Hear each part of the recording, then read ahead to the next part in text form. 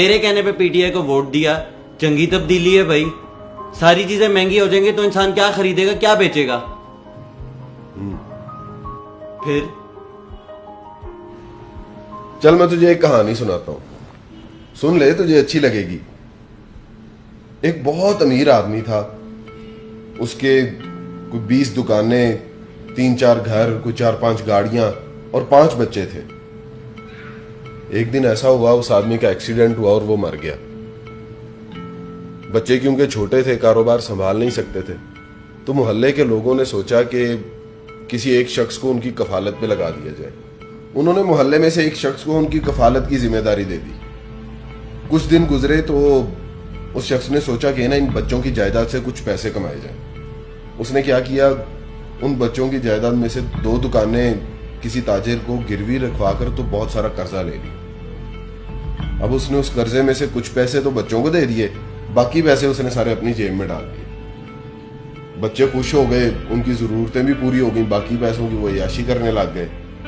اسی طرح اس شخص نے ان بچوں کی ساری جائیداد تھوڑی تھوڑی کر کے مختلف تاجروں کو دی اور بہت سارا قرضہ لے لیا, اور ان کا کوئی مکمل ذرائع آمدن بھی نہیں بنایا. کچھ عرصے کے بعد ان بچوں کا چچا باہر سے آیا تو اس نے ان بچوں کو ان کے حوالے کیا اور خود وہاں سے نکل گیا سارا پیسہ لے کے. جب چچا نے سارا نظام سنبھالا تو پتا چلا کہ ساری جائیداد تو گروی رکھ دی گئی ہے, تو ذریعہ معاش کوئی تھا نہیں.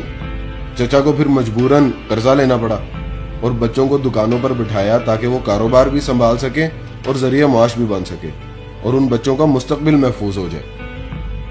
اب خود سوچو کہ جب بچوں کے وہ فضول اخراجات بند ہو گئے, ان کو وہ جس طرح سے پیسے آ رہے تھے وہ بھی نہ ملے, تو ان بچوں نے اپنے چچا کو کیا کہا ہوگا؟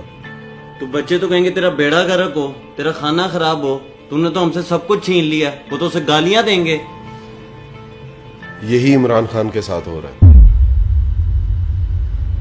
دیکھو, چیزوں کی قیمتیں ضرور بڑھ رہی ہیں, حالات بھی بہت مشکل ہو رہے ہیں, لیکن کسی کو برا بھلا کہنے سے اور گالیاں دینے سے حقیقت بدل نہیں سکتی. اور حقیقت یہی ہے کہ یہ حالات پچھلی حکومتوں کی وجہ سے ہی پیدا ہوئے ہیں. یہ حکومت اس ملک کے لیے وہ فیصلے کر رہی ہے جو مشکل ہی نہیں بلکہ بہت ناگزیر ہو چکے ہیں.